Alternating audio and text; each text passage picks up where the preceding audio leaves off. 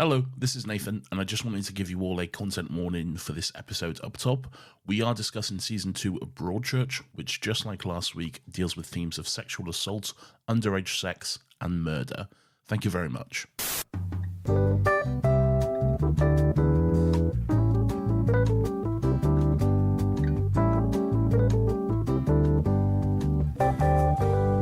Hello and welcome to another Happy Pod, the only podcast in the world. My name is Nathan. As always, I'm joined by my co-host. His name is Lawrence Thomas Hicey. Lawrence, hello and welcome to my show. Hello. Shut the fuck up. No one cares, Lawrence, because you need to tell us what this silly little show that is mine is all about. Okay. Nathan, this is the show where each week we get together to discuss something in the realm of pop culture. It could be a movie, it could be a little telly show, it could be a video game, but the main thing is that we do so without any of the toxic, negative Nelly discourse that is oh so prevalent in this day and age. I wrote the intro for you. Stick to the script. Stop adding in new words, okay? There wasn't a single gap there. That was smooth. This is what started your issues to begin with, okay? This is why I had to write the script for you. Stop going off course, okay? It needs a bit of my flavour, No. otherwise it just sounds like an admin statement. No. It sounds awful. Hey. Okay, well, I didn't mean that. Hey. Sorry. I'm not having Sorry. this. How are you, Nathan? I am wonderful. I've literally never been better in my entire life. How are you? I am well, thank you. What are you Apart from laughing that, for? That was a true and factual statement, and I won't hear otherwise, okay? You said that with a gleeful smirk. I said it with no such thing, okay? Okay. It was 100% factual, and you cannot prove otherwise. It's true, I can't, I guess. Nathan, I am well, other than the fact that I have trimmed my beard too short, and it's a terrible time to do so, because now my festive double chin is out, and also the air is cold, because we are in the middle of winter. Well, okay, we're in the beginning of winter, first of all. Like, this is the start of winter. It doesn't feel like that. It feels very cold outside. There's always a frost. Well, yeah, winter gets cold. Welcome. Yeah, I know.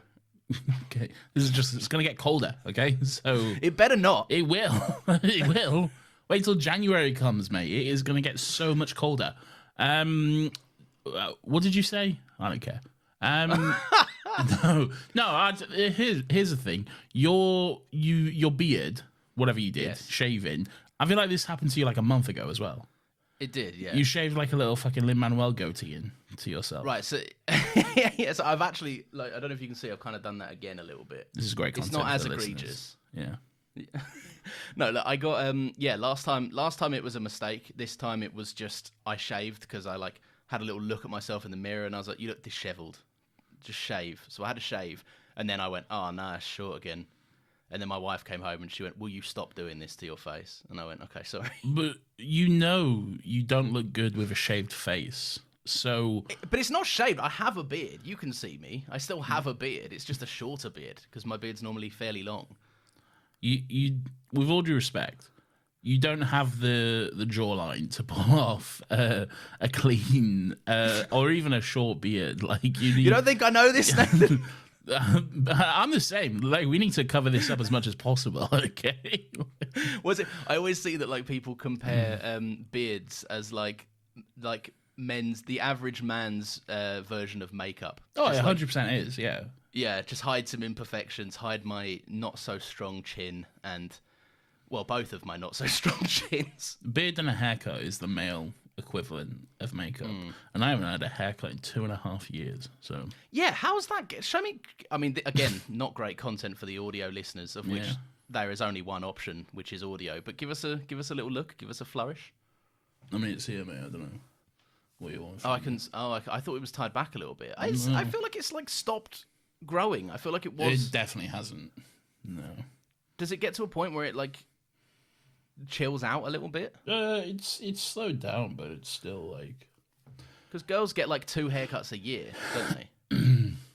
I don't know. It depends on the girl. I mean, that's true. They're not a monolith, Lawrence. Okay. No, Nathan, I can definitively say that all girls only ever get two haircuts. Oh, I won't stand anymore, for and this. it's blasphemy. I won't stand for this. No, absolutely not. I'm going to be the voice for women. Okay. Okay, I see. Oh, okay. Me, It a starts. man, is going to be the voice for women. Lawrence, what are we here to do? To discuss? To have a good old time? Well, maybe not. What are we here to do? Okay. So, Nathan, it is our second week of Crime Drama Christmas. We are talking about Broadchurch Season 2. Why did you sigh? Did you forget to say it yourself and you're cross? No, I forgot. I should have done the content warning up top. Now I'll have to put it in at the beginning. That's okay. I just copied last week's, actually. I mean, yeah, exactly. It'll be the same work. stuff, won't Yeah, it? that'll work. Will it? Yeah, repurposing. It's a spoiler warning, or content warning. It's fine. And- You don't have to do one fresh every week. You kind of have to take that stuff seriously, Lawrence. It's pretty serious. No, I'm not saying don't put it in, Nathan. Yeah, but you'll say, it's whatever. You just put in any content warning. Doesn't matter. Yeah, I mean, no, just the Content last warning. one you This recorded. podcast contains bees. All right, it's not really relevant, is it? Exactly. See? I don't think that's what I was getting at, and I think you know that. and I Well, think no, you're being it mean. sounds like you're saying any content warning will do, which is not the case. The idea of a content warning is that it warns you against the content. Did I ever say that wasn't the case? It seemed like you did. I'm just saying. Nathan, can we please get into Crime Drama Christmas? Lawrence, Broadchurch welcome Season to... Shut the fuck up. Lawrence, welcome to Crime Drama Christmas, also known as Broadchurch Season 2, for this week anyway. Last week, we obviously discussed Broadchurch Season 1. We didn't just decide to do Season 2 for the fucking fun of it. And now here we are. It's Christmas, it's crime, it's murders on a beach. Except we already Murders did on the a murder. beach. Murders in a town called Sandbrook. Yeah, murders in a nice quaint new build estate. By the Yeah, looks of it. which looks like every single new build estate in the UK. There were- They all look the same, don't they? They do, and more to your point, I was genuinely watching it, and like I had that really stupid thing of watching this, and it was like a close up of the street, Yeah. and I could see a few houses, and I was like, that looks really familiar, and it took me a Mate. good second. And I went, well, hang on, of course it looks familiar. They all look fucking Yeah, familiar. every fucking street in the UK looks the exact same, mate. Yeah, it's very true. So you've seen Broadchurch all before. You knew that season 2 was coming, Yeah. right? Wait, what do you mean by that? Right. The point I'm getting, it's a larger point I'm making. I'm doing a bit of a setup. No, but what do you mean I knew season 2 was coming? Is it I knew it was coming for this podcast? Or like No, I so knew you- it was you've- coming when the show was... So you have watched the show, Yes. yeah, as a whole in its entirety before, Yes. all seasons of that show, Yes. and yet, as one of my closest friends, you decided to let me get involved and invested when you knew that this season was coming. What do you mean? I don't like season 2. No.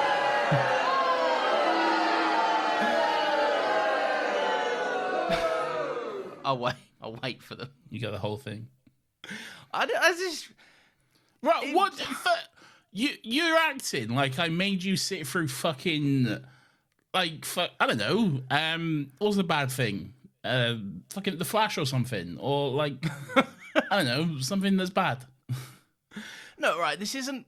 It's not bad, but it's not season 1, is it? Like, it's just not... Oh, you do my fucking head in so much. Why? You Oh, have no, this something... You have this complex about you where like you see something and then like you see season and if it's good, like if the first season is good, you're like, well, nothing can be better than that, obviously, because it's the first season. There's absolutely no way anything can be better than the first one. You have this complex about you where the first one, no matter what it is always the best, and everything else after it is subpar because it's not the first one. Okay, I prefer Daredevil season 3 to 2 and 1. I prefer Doctor Who season 4 to 1, 2, and 3. I prefer Succession 2 to any other season of Succession.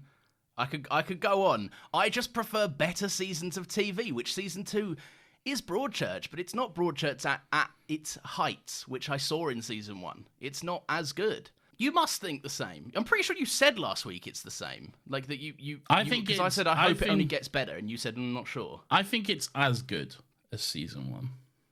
Okay. I think it's of an equal. I don't think it's better.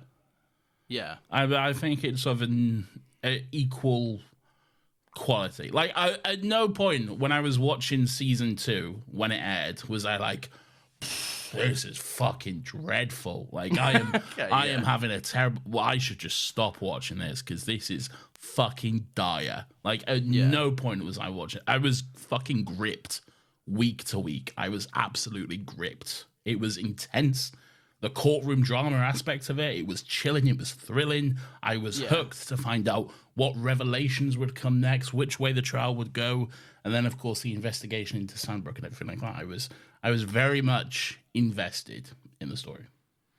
See, I see what you're saying. No, I didn't warn you that it was bad because I didn't think I needed to, Lawrence, because spoiler alert, I enjoy this. And I guess that makes me a criminal.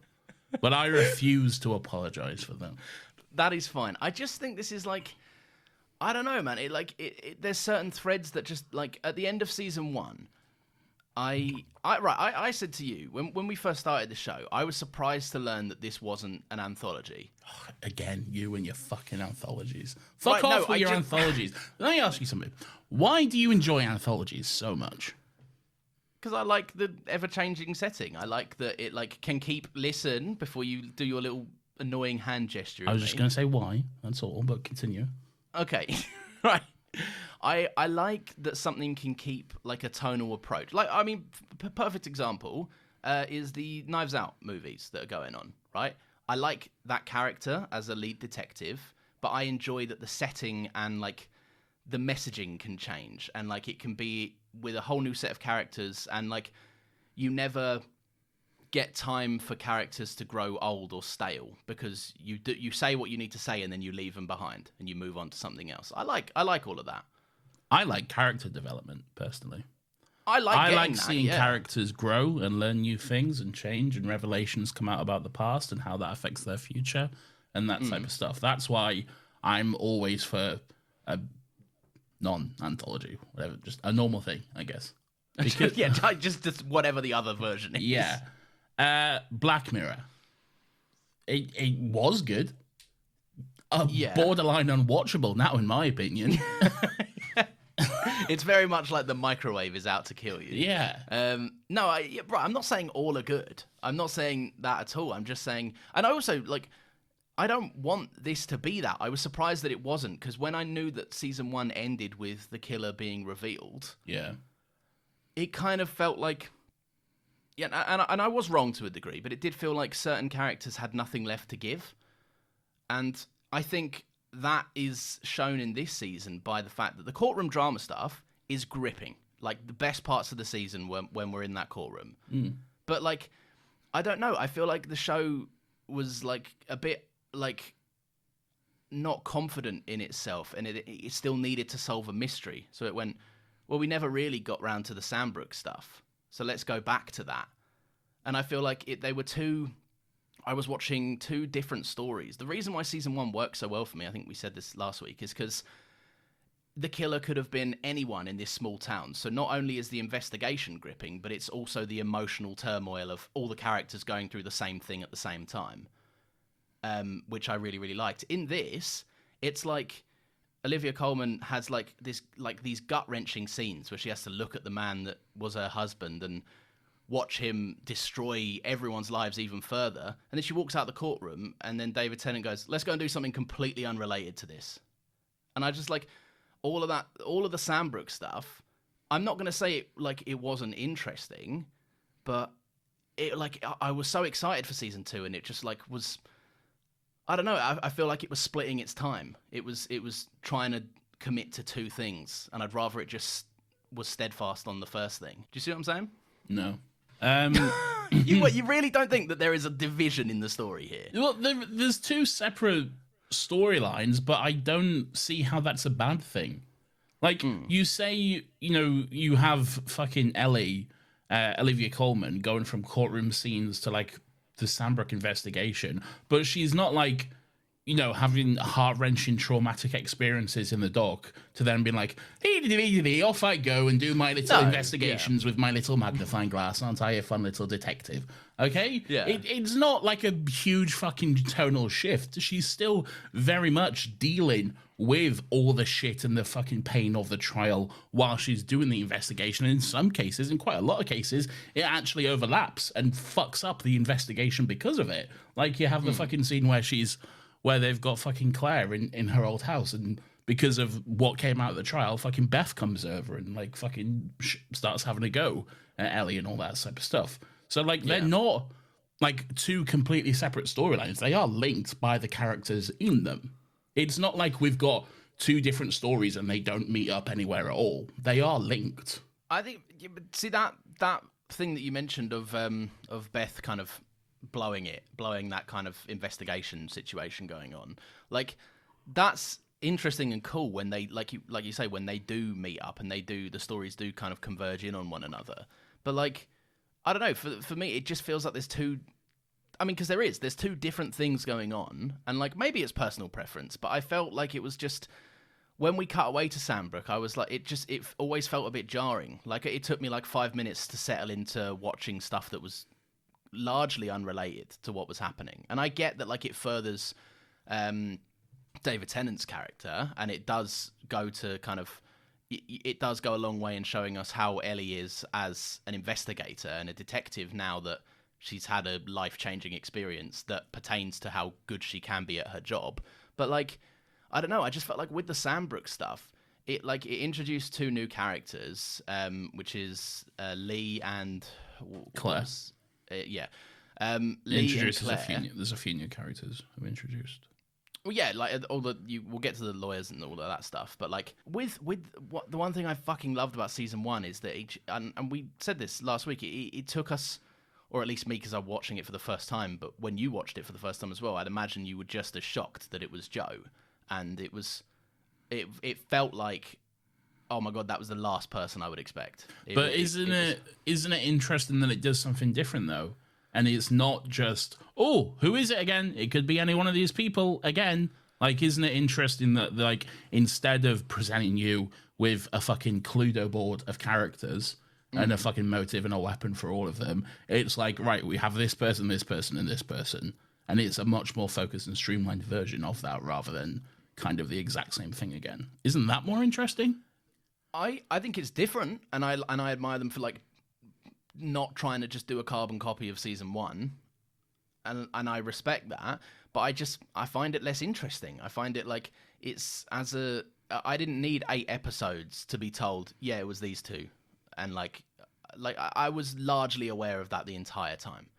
Like, but it's not these two. It's everyone though.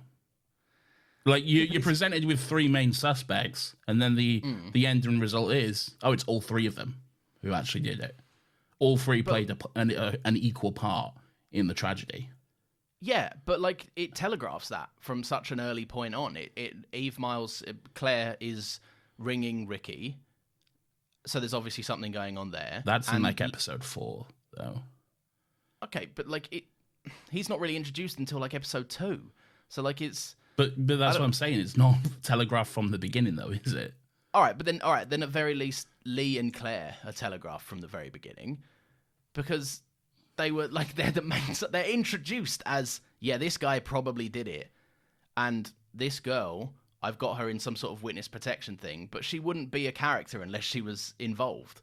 And by she is involved. She's in witness protection. I think the idea of like the whole Lee and Claire thing is that, when we're introduced to them, it's like, oh, Lee, clearly, look at him. He's the most fucking shady, evil-looking bloke ever. He's threatening everyone he sees. He's the big, bad fucking new bloke on the block. Claire's the sweet and innocent little fucking, she's never done no wrong, witness protection. She needs protecting, all that kind of stuff. But the roles are actually reversed by the end of it. That's kind of the twist. She's the more sinister one by the end of it. And he's kind of like forced into going along and doing something terrible, which he didn't really want to do. That's the twist. It's not like it's like telegraphed, like, I'm the killer and I'm always the killer from the beginning. No, but like I do see what you're saying, because I do think it's interesting that kind of role reversal from what we typically expect. It does harken back to something we liked about season 1, which was that like you kind of do have to expect the unexpected. But there is an element of it as well that like I never bought Claire's character as I've never done anything wrong in my life ever. You're not really supposed to. She is shady. Like everyone's shady in Broadchurch. That's the whole appeal of it. I know, and I'm not gonna say it was uninteresting. I just found it less interesting than what was happening. Like there were other plot lines that I was like really keen to see develop, and like that just like what? Like I said it last week. I wanted to see more of Nige and Susan Wright, his mother, and like you get It's that. not really relevant though, is it? But then I would argue nor is Sandbrook. Like Isn't it like because throughout the first season it's this clearly this big thing which has had a huge effect on the main character of the show to a point where it almost killed him. I would argue it's a lot more relevant than Nige and his mum. I would argue that it's set up. Nige and his mum were in season 1 as two pretty important figures. Nige was like a primo suspect, and Susan Wright played a massive part, like taking the skateboard, going like all the stuff that was revealed between her and what happened with her husband. It all tied in really well, and important in the sense that everyone involved was important. There was all players on the board. Yeah. But I don't think like she's not more important than like Beth or Mark or anything. No, obviously not, because they are the primary people that we're following. But like, I don't know, with the Sandbrook stuff, I always just saw it as like set up for David Tennant. He's a man that like it was a real fucking shitty time in his life, and the stress of it did almost kill him, but that fuels him to go forward. Whereas, and it can be interesting going back now that he's got a more positive attitude. He solved the case, and he's on this is simplifying it, but like he's on a winning streak. He's just solved a case. He feels good about it, so he goes back and reopens the other case. But like, I don't know. To me, that was just like that was part of his character and his setup. But to have it like revisited, it just felt less focused. All right, so I don't. Season 1. Okay. I feel like we're just going to be debating. Well, we might be. This one might just be us two arguing for the whole thing, and that's all right. People come here for that. People like the fact that we argue and bicker all the time. Yeah, maybe. I think that's more still got legs. Very true. Yeah. So when you say, and this is, I just want to understand here. When you say like it's just set up, it's just part of his backstory and stuff like that. Why is it like? Why can that not be explored though? Like that's what I don't understand. Like just because it's part of his backstory, does that mean we can't see it? Is there any reason why it's like some forbidden thing that we shouldn't see? No, but then I'd argue the case. I think because we knew so much about Sandbrook from season 1. Obviously not as much as we know. But we know enough. We know that like the investigation fell apart. We knew that this pendant thing was important. We knew that like it kind of all coincided with the fact that David Tennant's wife was having an affair, and like it was a large stress driving factor. But I feel like taking the setup for his character, a really strong foundation for a jaded detective, and like using it to tell a story is great. And then I have no problem if they want to go back and solve Sandbrook. But then I feel like it should have been unrelated to... I don't think they should have tried to have their cake and eat it too with showing the trial and having the aftermath of Broadchurch as well as Sandbrook. It seems like your main issue is that there's two storylines, really. There's the trial and the murder. Yeah, I think so, because I find one like leaps and bounds more compelling and interesting than the other one. And that, like, I understand that there's probably a part of that comes down to preference. I was so genuinely, I like when I watched Broadchurch season 1, I like, maybe this came across the last episode, but I was like in love with it. I really, really enjoyed it. I was so gripped. I couldn't wait to keep watching more episodes. And I think maybe there's a part of me that like, because there's less screen time devoted to that town and that group of characters because it's catering for two storylines, maybe that put me off it a bit, and maybe there's an element of I enjoy it less. See, that's what I don't understand, though, because, like... Okay, yeah. Because surely that's what you wanted with your whole anthology argument, though. Yeah, but this is what I'm saying. The K can eat it too. Go and do Sandbrook. I have no problem with Sandbrook being a principal storyline. You'd just rather it wasn't the trial as well. Yeah. Give me, like... I don't know. Would you not think there would be an element of stretching one out, though? What, stretching the trial out? Or? Well, both of them. Like, if it was just all the trial and no murder, do you not think there'd be an element of it that, or the other way around, just all the murder, no trial? Yeah, but then you'd write more, wouldn't you? You'd... Yeah, but that's stretching it out, though, isn't it? Like, we've got... Not if you wrote more compelling... No, because... But it's all right, yeah, it's easy enough to say, just write more better stuff. Like, but come on, like, if we've already got, like, 4... Let's say we've got... Because the show is 8 hours in total. Let's say we've got 4 great hours of a trial, okay? Yeah. We've got 4 really compelling, really interesting hours, okay? But then your boss comes to you, he says, oh, you know that 4 hours you got? Double it. We need 8 hours, okay? Like... Yeah.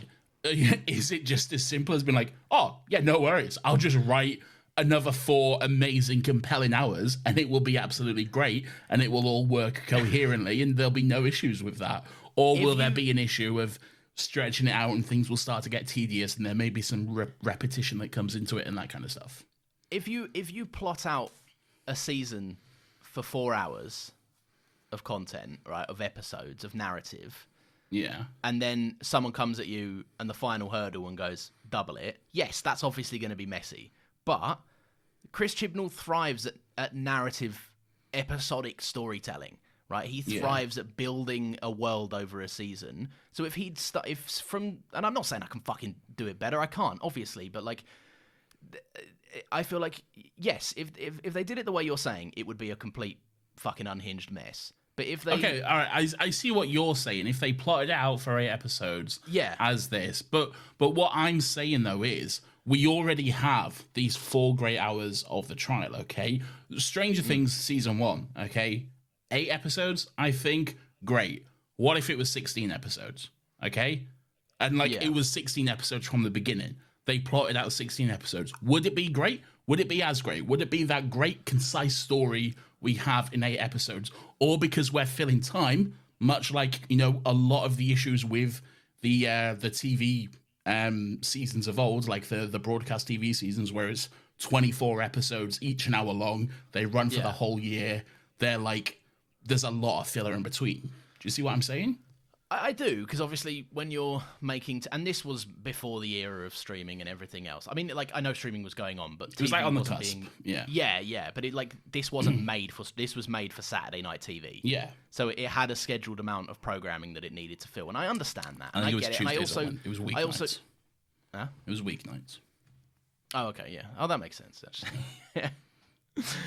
You can't bump Ant and Dec's Saturday Night Takeaway or the X Factor or whatever else. Absolutely not. No. But, like, I don't know, man. They're just... If this was, like...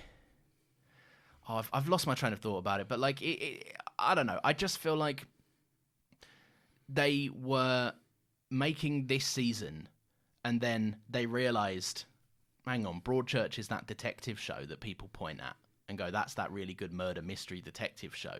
And then they looked at what they had. They looked at that 4 hours that you're talking out. Yeah. And then I feel like they went, well, there's no murder mystery in this.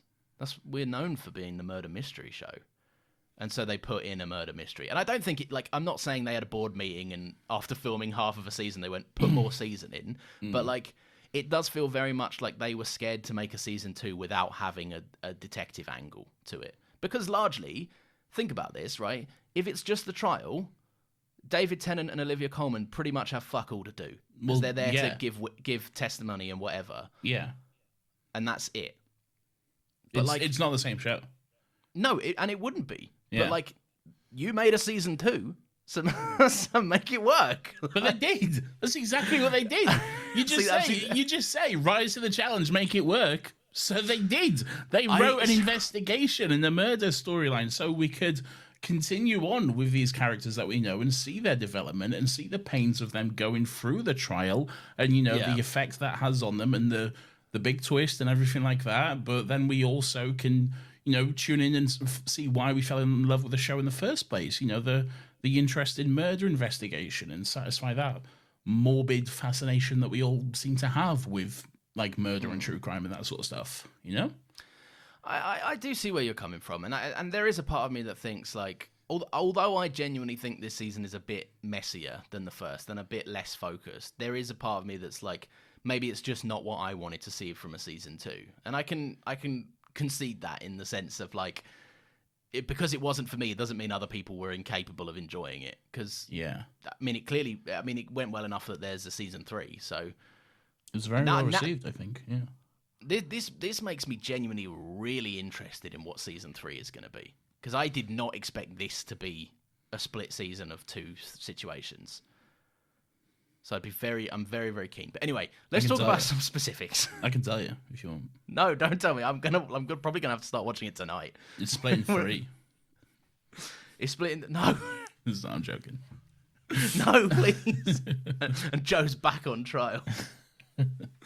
What I really like about season 2 is that it does build on what we've seen before. You typically with that anthology and stuff that I was talking about, it would be left to our own speculation of where these things went. But like, this obviously has the trial of Joe, and Joe, despite him being pretty much fucking dead to rights, he literally confessed. It narratively, it turns that on its head and goes, oh yeah, no, this justice system can be exploited to fuck if you have made even one mistake. That's why it's interesting. In the very first episode of season 2, we have the beginning of the trial. It's, set to be just a pretty simple proceeding. It's very standard stuff. He's already confessed. We've got him. Let's fucking go. He just needs to plead guilty. Off he goes. Jobs are good. We're done. Yeah. Sorted. And he's like, yeah, sure, I'll plead guilty. I did it. Whatever. Off I go. But then twist. We have twist. We have there's a name for it, I'm sure. The defendant? No, the hearing to for him to plead. The plea hearing? I don't know. Whatever. We're not lawyers. I don't know, but there's a specific term for it which I know and I can't remember it. Whatever. We have whatever sentencing? That. Yes. No, that's not it. No. Whatever. It's something. We have the oh, fuck, that's annoying me. We have whatever that is for him to plead guilty or not guilty, and he's dead to rights. Fleabag's defending him. She's like, yeah, he's going to say guilty, whatever. And then he's like, not guilty. And then Fleabag's like, what the fuck are you doing, man? And then the judge is like, fucking breaks her neck spinning around on the spot. Yeah, yeah. And then the judge is like, say again. I'll give you another chance, brother. One more time, if you wouldn't mind. And then he doubles down, commits, not guilty. And like, oh my God. Beth is devastated. Everyone's angry. Everyone's crying. It's a great twist. It is a great, and I was not expecting it. Like, it's one of them where, like, of course, narratively, you go to the trouble of, like, setting up a courtroom scene. Yeah. Only for a very boring narrative decision for Joe to just be like, yeah, I did it. Yeah, you may as well send me to jail, and I guess I'll see you guys all later. No, I love that this is like, season 1 was everyone's dirty laundry being aired, and effectively everyone being put on their own little trials in their own houses and having to reconcile with the fact that all their secrets and everything was out in the open. And this just kind of puts that into like a less subtle way, and it's just like, it's calling like markups the stand, and it was just, and it's going like, did you have an affair? And he's like, yeah, I did, yeah. Well, that's the interesting thing about it, because like you say, everyone's dirty laundry was aired, and it was, but only to a few specific people, to the investigators, to Alec Hardy and Ellie Miller doing the case, and like maybe one or two other people. But like, this is like, everyone knows. Now you got to stand up in front of the whole town and, declare that, yeah, I cheated on my wife. Yes, I was planning to leave my wife that night. And you got to say that in front of your fucking wife. Good luck, brother. Like, yeah, not an easy thing to do. No, and you've got like, not only is it just not for the people that's in the courtroom, but then you've got like Ollie is there just fucking like practically fucking frothing at the mouth with his notebook. Yeah. Like, just wanting to get any story out and kind of... The media haven't learned, have they? The media really haven't learned. No, it kind of does when that to thing shush. again. It kind of does that thing again where it's like... And like, there's like two people working for the paper apparently now. Like, it seemed to be a whole office in the first season, but now it's just like two people. And like, you have Ollie, who's like, "Oh, I'm fucking live blogging. I'm live tweeting this. This is sick." Like, "Oh, big twist in the courtroom. Fucking Joe pleads not get off. Fucking hashtag this." And like, the fucking owner of the paper or whatever, she's like, "No, we're the paragon of truth and justice, and we must only write what is correct and truthful and honourable." And but then they're like, "But we're also good friends, and we get along, and we have no issues with one another." Like, I don't know, it seems weird. It does seem weird, and I like that. Like, there's in like the waiting area of the courtroom. Ollie is just like on Photoshop drafting two versions of like guilty, not guilty. Yeah, this could go either way, so like better be prepared. And then like whoever is in charge of the paper comes up to him and just basically gives him a clip around the ear and is like, "What the fuck? Stop! Yeah, stop this." But yeah, no, I love all of that stuff. I do you know what I thought was quite clever was the introduction. Possibly one of my most favorite things about this whole season was these three, but mainly two lawyer characters that get brought into the show. Fleabag. Fleabag, but then Fleabag's boss and the defense attorney and the other, the good one. I forgot Fleabag was in this because I didn't know who Fleabag was when I first watched it. I guess, yeah. Phoebe Waller-Bridge, by the way. But like, yeah, just it's Fleabag. Which is Fleabag, yeah. Yeah, it's just Fleabag. So I was watching this. I was like, "Oh fuck, it's Fleabag, of course, yeah, shit." But yeah, I had no idea who the fuck that was the first time. Yeah, so we have Fleabag. We have Fleabag's mum, which is also Fleabag's boss, and not her mum. And then we have Blind Judge. And Blind Judge, yeah, soon to be Blind Judge. Yeah. No, not Blind Judge, Blind Lawyer. Blind Lawyer, yeah. Yeah, Matt Murdock. Oh yeah, Daredevil. We got Daredevil. Infinitely less impressive. What I'll say. I like Phoebe Waller-Bridge in this because I like that she's playing a character for like the longest time has like she's almost like conflated this idea of being a good lawyer and delivering like a good moral justice. Like, if you're a defense attorney and you're really good at your job, and this is generalizing, but that can be a really bad thing for life. Isn't there like so many scenes when you're like, "I fucking hate you so much." Yeah. Like, I got so angry, and I've seen it, but I got so angry watching like some of those courtroom scenes because, like, I know it's their job, but the way they just like attack and like fucking like the scene in particular where they fucking accused Ellie of like Ellie saying like she was having an affair with Alec. Like, that was so frustrating, and just like the way they purposefully like back you into a corner so you get worked up and you get emotional and that kind of stuff, and then they're just like, whoa, come on now. You know, why are you getting so emotional about this? Is it because you're not good at your job? What's wrong with you? Why? And this is just a simple question, okay? Like, it's so frustrating, but really compelling, really interesting, and that kind of stuff. It does make you want to scream, and I will say that judge seemingly picks and chooses when she wants to intervene in these instances. Because there are sometimes where the blind lawyer is like, Daredevil. Daredevil. Yeah, she goes. Daredevil goes. I motion for this to be addressed in the court, and she's like, no, I'm not really sure if that's relevant. And then meanwhile, the other person is like, "You had an affair, didn't you?" And he's like, and Ellie's like, "No," and he's like, "Well, you did, because I said so, and you did it here, and you did it then. Is that a lie?" And she's like, "What the fuck's going on?" Isn't that the mark of a good lawyer though? Knowing like when to and when to not like. Pick and choosing your battles, because if you go in that hard all the time, it's not going to work out for you. You need to find the best course of attack. Like, you find a pressure point, and you can like. You need to find something you can exploit. Exactly.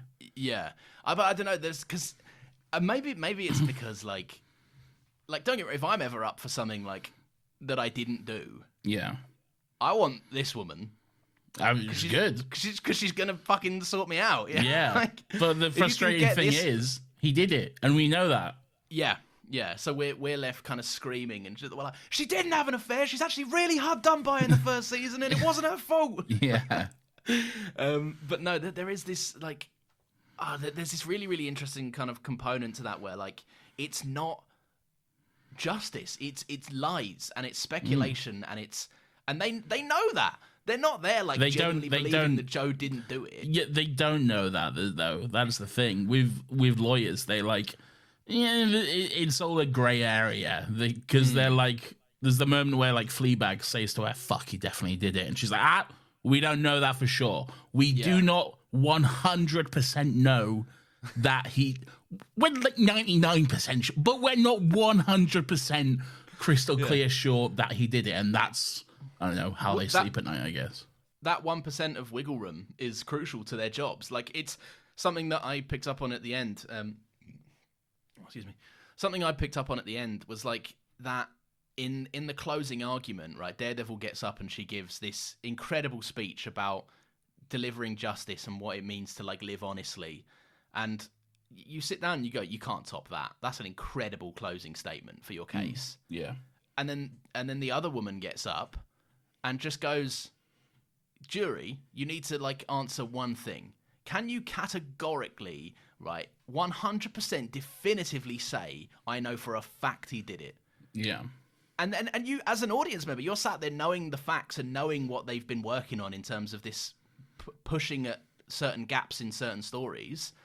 And you're like, from an outside perspective, like, they haven't watched Broadchurch season 1. We know he did it because we saw Broadchurch. Yeah, they haven't watched Broadchurch. Yeah. Quick, get them a DVD. Get them a subscription to ITVX. Yeah, that lawyer sucks. If it was me, I simply would have put on Broadchurch season 1 for the jury. Yeah. But that's the thing. That's why it's like so interesting, because like going into the trial, we're like, oh, we fucking got this in the bag, mate. Like, bro confessed, man. Like, it's a fucking done deal.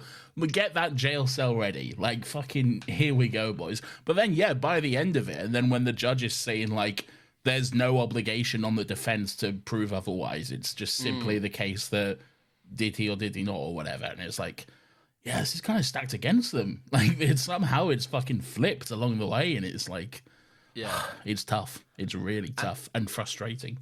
Something that I like as well is that like what it addresses is all the TV isms of last season. Like, there's certain kind of moments where like that matter so much. Like, Ellie did give her sister £1,000 for that debt because she was just like, whatever you saw, I'm desperate. I need to know. And like, oh my God. Like, in the moment, you're like, Ellie is on her wit's end. Like, this is completely justifiable. But in a court, a lawyer is obviously going to be like, that's a bribe.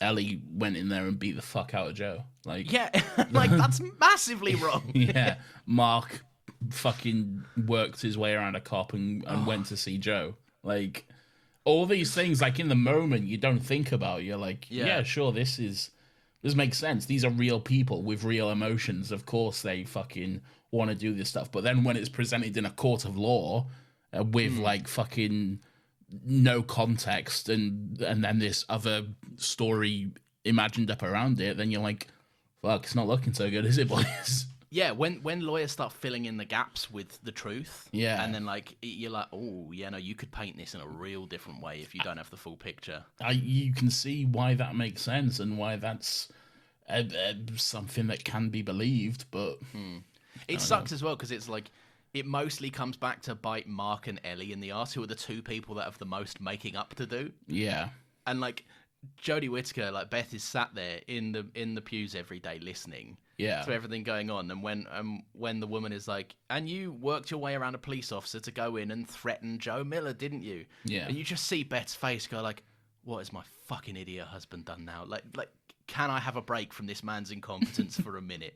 Like, what did you think about the Latimers during this, and like specifically the relationship between Beth and Ellie as well?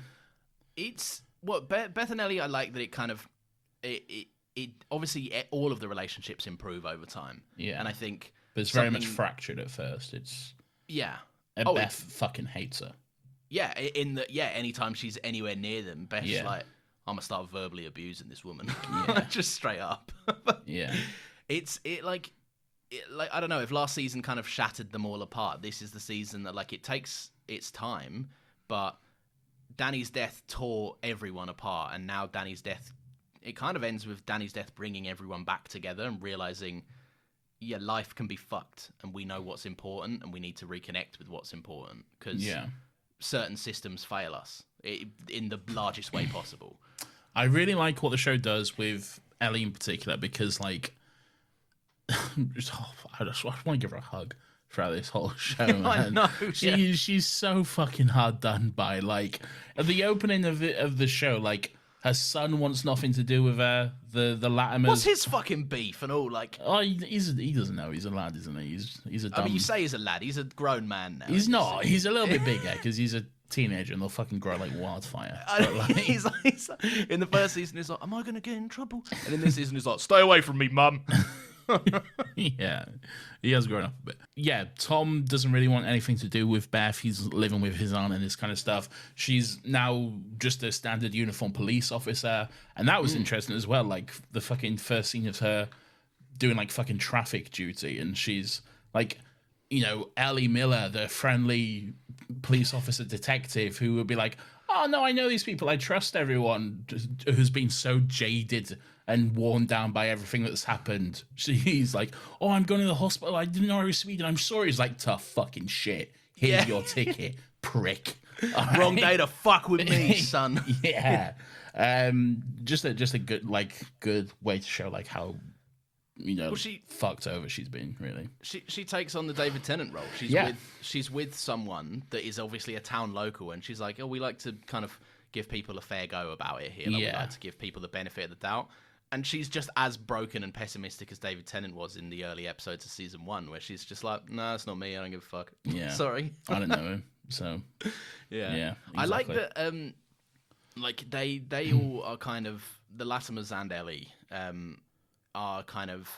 There's a nice, interesting kind of parallel going on, where they're, like, regaining elements of their humanity as Joe is just trading every scrap of his for easy wins and easy get-outs. Like... There's a line that Ellie has at the end of it all when, you know, we'll get to this scene later, but like just while I'm on the point, Ellie says, like, you know, if you ever come back, I will kill you, and unlike you, I'll go to jail. Like, I will happily face the consequences. Great line. But there's a moment I love just with Ellie and Beth. It's where, like, you know, like we were saying earlier, Beth comes over to like give Ellie some shit because. It's just revealed in court that day that she beat Joe up, and because of that, the fucking confession is dismissed and that kind of stuff. So she did a bit of a fucky wucky. All right, it's kind of the trial is a little bit fucked up because of her, basically. As if she needed more on her plate. Yeah, exactly. But anyway, and then obviously Beth comes over. She's really pissed, but then she starts going into labour. And she's like, you know, her water break, because she's pregnant, by the way.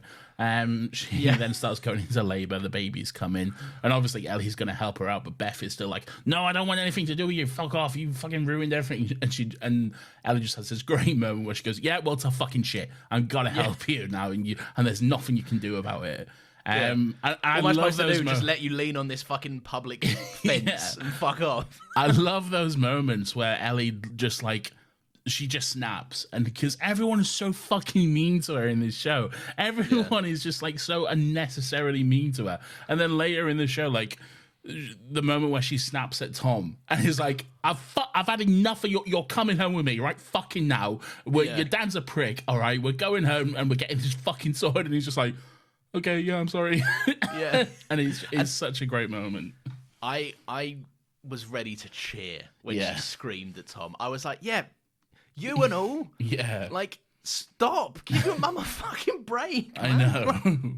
And he's there like, oh, I'm going to go in. It must be so painful because, like, as a child, that's a very conflicting circumstance to be in. Of course, like, it's like, I don't know, if you're a child and your parents are getting divorced and there's, like, it's not amicable, then there's just this nasty feeling in the air. This is that dialed up till fucking 11. Yeah. Right? Because it's quite literally... your mum is taking your dad, not this literally, but your mum is taking your dad to court to put him in jail for the rest of his life. Yeah. So I understand it must be conflicting for him, but there's an element of me that's just like, how are you like ride or die for your dad right now, brother? Like, come on. Yeah. Like, give your mum a fucking break. And it's always after like a loss that Ellie just walks out and like, Olivia Colman plays it so well because it is a poke the bear scenario. You're just waiting for like the final straw to just fucking completely snap her in two, and she just goes off. And it's quite scary. She's quite intimidating, like for this country bumpkin type character she's playing. She invented acting. Yeah, that's true. I heard that. Yeah, she did. Olivia Colman. She actually invented acting. So. That's very good of her. Yeah, and she shares her gift with the rest. She did a good job. She did. But yeah, no, I was meant to say this. I meant to say this last week, but you've listened to the podcast, so you'll know. But in case anyone listening doesn't, there's this phenomenal like little anecdote she tells on David Tennant Does a Podcast, and it's how like this whole time, none of the it was kind of arranged that the cast wouldn't, whilst filming season 1, wouldn't know who the killer was. But like Olivia Colman's agent just kind of whiffed that in the first meeting. You did mention this. Oh, did I mention this? Yeah, we talked about this. Did we talk about it, or did I say it on here? I'm pretty sure you said it on here. Oh, fuck it. Cut all that. Because if I did, then it's just making me like an idiot, isn't it? Like, I've fucking forgotten everything I said. I think so. We definitely talked about it. I know we talked about it, but I don't know if it was on here. Oh, either way. Either way. Doesn't matter. Yeah, whatever. Yeah. All right, one thing I like about what's going on here as well, and kind of like people's relationship to Joe, is Paul Coates, Reverend Rory. Reverend Rory, yeah. Who's great, by the way. So good in this. Really understated, I think. He's not like one you immediately go, oh, the Reverend, yeah, he's a great character. But he genuinely is. He's very complicated. Like, as someone who's like a religious figure, and like you'd imagine that to be like, you know, the paragon of like fucking good and holiness and all that type of stuff. But there's layers to that character, man. It's really interesting.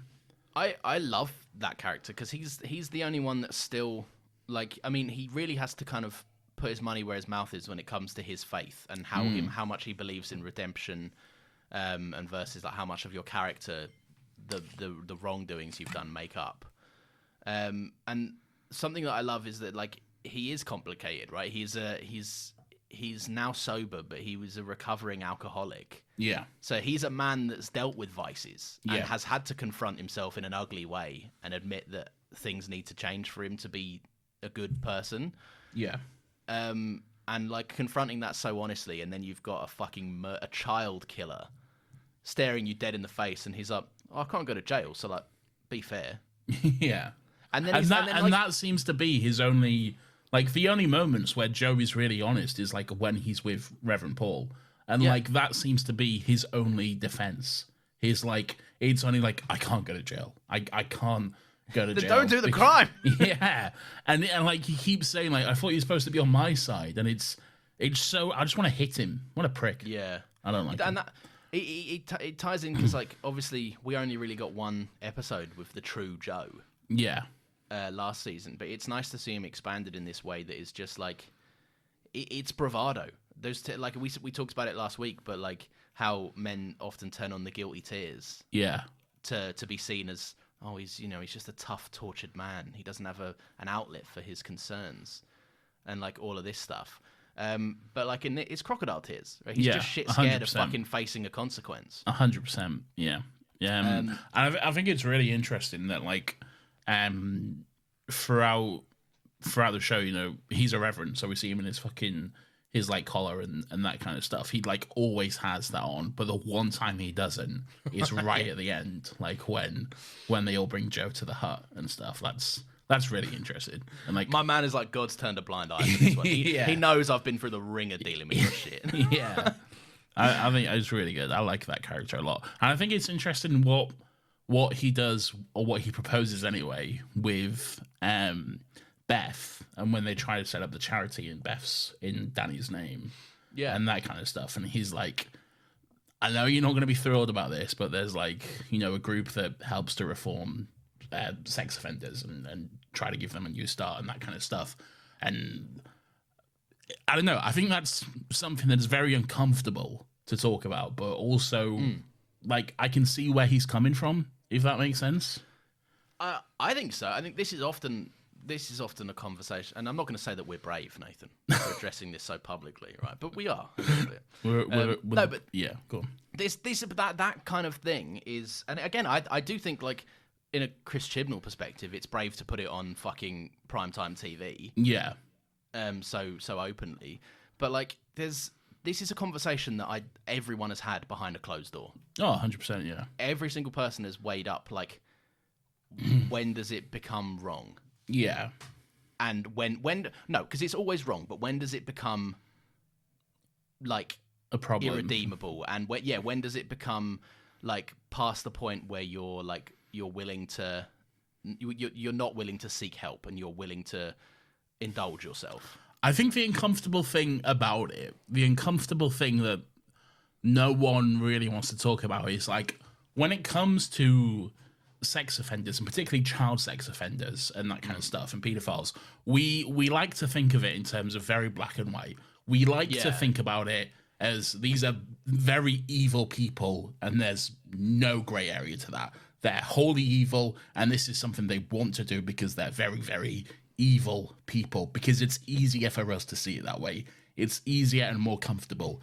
It's not comfortable to reconcile with the truth, which is like, this isn't something they chose. This is fucked. But like, no, but you're right though. They don't choose to have these feelings, you know? Yeah. Like no one chooses what this sounds fucking awful, but like no one chooses what they're attracted to, you know? Yeah.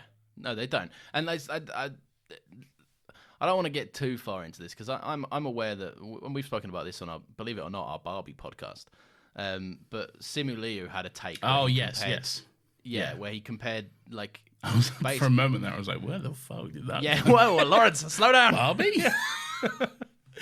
Welcome like, to the Barbie podcast. Today we're going to discuss child sex offenders. Yeah, but he very much got his words got completely twisted and misconstrued and everything else. 100%. But the crux of what he's getting at is you are born liking what you like. Yes, and and like people like said, well, oh, you're comparing homosexuality to pedophilia. Like, no, not at all. He's not saying, pedophilia deserves to be part of the LGBTQ, because that's fucking wrong. Absolutely no way is anyone that's saying dreadful that. Stuff. This is not something to be celebrated and to be prideful about. This is something that needs help. This is something that needs reform. This is, something that people need fucking counselling for, and maybe throwing them in a jail and saying, well, fucking rot in there for the rest of their life isn't the best option for them. Maybe we should invest more into social services who can actually help these people and that kind of stuff. But and resources to prevent problems before they become problems. Yes, like exactly. For example, this scenario with Joe and Danny was like it was not, obviously there was their meetings were lacking a key component of consent, because as a child you can't legally do that. But it was amicable. They were meeting on terms where they knew what they were doing and going. And it like David Tennant says, it wasn't a problem, but that doesn't mean it couldn't have been. Exactly. And it's this charity and this work is about setting up resources to stop that, but also rehabilitate people that I guess come forward and say, I need help. Which, like, and this sounds even more fucked, but like, if you have that affliction and you are that way inclined, tremendously brave thing to do is put yourself out there for it and say 100%, and say, I need assistance. I need to deal with this. To admit that to someone would be Jesus, fucking hell, I can't even imagine. Like, the stress. That, like, whatever, man. It's a really fucked up thing, and it is uncomfortable to talk about because, like I said, we don't like to think about it that way. We like to. It's so much easier to just think that these people are wholly evil, and of course, there are people that are completely evil and do these things because there are certain people that don't deserve reform. There are certain 100%. People whose actions are unconscionable and very much they are in need of rotting in a jail cell for the rest of their lives. If they're not willing to show any form of, like, you know, any signs of wanting to reform and any willingness to change, then sure, fuck off. But like that's kind of what I like about Paul and the decision to bring up that charity, because it shows that like Paul is not blowing smoke, right? He's not chatting shit. He's there to help. Yeah. He is there to help Joe Miller. Yeah. If he can be honest and straight with himself and say he did what he did, and be forthcoming, and quite literally, like, by taking accountability, that's not pleading not guilty. That's the opposite of that.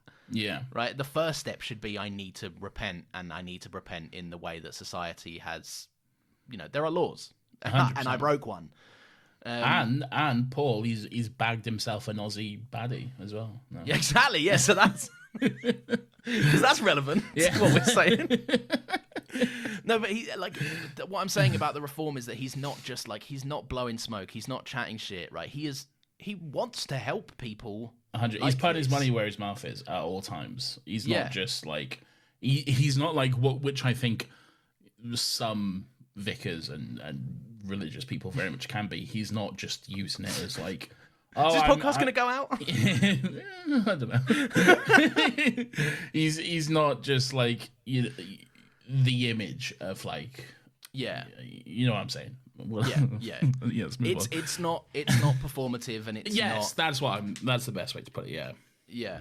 It's very much this is a community man who has been there for every part of his community, and he wants to actually heal this wound that is kind of deep and cutting away at so many people. Do you want to know something fun, Lawrence? After that conversation, I'd love to. Okay, this is a big shift and change. So, Is it about this Aussie baddie? No, it's not about the Aussie baddie. It's nothing to do with that. Me and the bad bitch I pulled from living the Lord's way. Good stuff. sorry, go on. So while this show was on, while this was airing, it was also airing at the same time as another show. Okay, it was airing at the exact same time as Agent Carter. Right. Okay. Now, yeah. Agent Carter, if you might be familiar with, it's the Peggy Carter short-lived Marvel TV series. Lasted for 2 seasons, and it was airing at the same time as this. And the actor who plays Lee Ashworth, yes, big bad Lee Ashworth, the scariest man ever, who's like, I'll fucking kill you. Like, I didn't fucking do it, but I'll fucking put you down. Like, while this show was going on, at the exact same time, he was also playing the lovable, fumbling Jarvis. The butler Jarvis, like, oh, good heavens, Miss Carter, I can't imagine what we're doing here. Is he in Endgame? He is in Endgame, yeah. That's where I know his face from. Oh, he's in a lot of stuff. He's in Dunkirk as well. He's in Dunkirk? I think he's in Oppenheimer as well. Fuck it. Well, I mean, everyone's in Oppenheimer. Well, yeah, Josh Peck's in Oppenheimer. I'm pushing it. Yeah, he's in quite a lot of stuff. He's a known face, anyway. He's a known face, and he's a perfect face for this, because he's got a face that screams murderer. Well, yeah, but like he also has a face that screams, "I'm a fumbling, bumbling butler, and I'm very British and foppish." And this all is that kind of acting stuff. we've been talking about. It is, yeah. Where did it come from? Olivia Colman. Olivia Colman was so kind as to share her gifts. All right, do you want to talk about some of the Sandbrook stuff then? I would love to. So we got Gwen Cooper. Yes. I like Eve Miles. I do too. She's great, isn't she? She's very fun, and I like how unapologetically like abrasive she is. In almost every role she plays, she's just like, fuck you, I'm Eve Miles. One of my favourite moments in Torchwood, and it's in the season of Torchwood, which no one seems to like, which is Miracle Day. But one of the fucking best moments of Torchwood as a whole, and one of the best Gwen Cooper moments, is when like some American person goes, "Oh, you English, you're all the same," and she goes, "I'm fucking Welsh," and then just clocks her around the face. It's so good. She has loads of those Torchwood moments. There's a moment where like Jack is winding her up about like an affair, Yeah. And she just turns around, slumps in one, drops this like 6-foot man right down to the ground, just goes "fuck you." Yeah, It's like, she's great, oh, man. She is a great character. I want to see her come back. But yeah, no, she's Claire, who is shady as everyone is, and Indeed, has yeah, almost something to hide. irritatingly shady. Yeah, what do you mean? Because there are like, and obviously you kind of do get why, and it's because she is spinning a constant web of lies to evade the truth. Yeah, whilst until also it trying just to all unravels in her hands. Yeah, right. If it was me, and I know she wanted protection from Lee, and I get that, right? But like living in the lead detective's house, Yeah, what are you doing? I Leave would, the country. I would remind you of a quote from The Lord of the Rings from Merry and/or Pippin. The closer we are to danger, the further we are from home. Okay, yeah, fair enough, but it's not really true in this context, is it? No, and it also doesn't turn out to She be true goes in that to jail. context. But yeah, but to be fair to her, she evades suspicion for like quite a while, and the case was closed. So like, she was doing something right. It's only because She's paying no rent, living off the lead detective who she almost put in the ground. yeah, it's only because David Tennant like fucking had nothing to do that she was like that the case got reopened and like she fucked My it. man is just out here twiddling his thumbs, like might do that case, might go and get open heart surgery tonight. Depends on the day. Yeah, Yeah, no, I like her, and I like her. I don't know. There is a component. To me, it felt a bit weak. But maybe I don't know. Maybe I'm missing context from like the end of the show because I haven't really thought this. Like I say, this was the stuff that I was least interested in, so I haven't really thought about it properly. But like, the kind of hand waving and the excuses of like, I can't stay away from Lee. I just simply love having sex with him too much. Like that stuff for me felt a little bit like, well, but you're an adult. Like you can choose to not have sex with someone, can't you? You can just avoid this. but that's what I find interesting though. That like toxic relationship where you know it's bad and you know it's no good for you, but there's something about them and you just cannot fucking help yourself. It's so intoxicating that you become another person. That does happen. That's not something that's like, you know, fucking imagined. That's how a lot of people end up in fucking domestic abuse situations to start with. It is a real thing, you know? And this does paint itself as one of those things. Like, Lee is very like hot and heavy is the wrong word, but like no, but he is. He's very like, I mean, he fucking drags her into the fucking ocean at one point. Yeah. And is like threatening to drown her. So it's pretty grim stuff. And then like I do like how it all gets reframed at the end with kind of like, I don't know, it's interesting that like she is seen to be the more, and maybe this is just purely because she's a female character, but she is shown to be more emotional and more nurturing and motherly throughout the season, and more kind of in tune with her emotions, whereas Lee's kind of a brick wall that's like, I do carpenting and I didn't murder people. I think the thing about Claire that's interesting is that she's so committed to like not getting caught, or like not like she doesn't want to like go to jail or have her life fucked up in any way. So like she suddenly finds herself in this situation. She didn't kill fucking, you know, the 19-year-old fucking babysitter or whatever. She just found herself in that situation. She's like, right, I gotta fucking make the most of this. I gotta do what I can. She fucking told Lee to go kill the kid.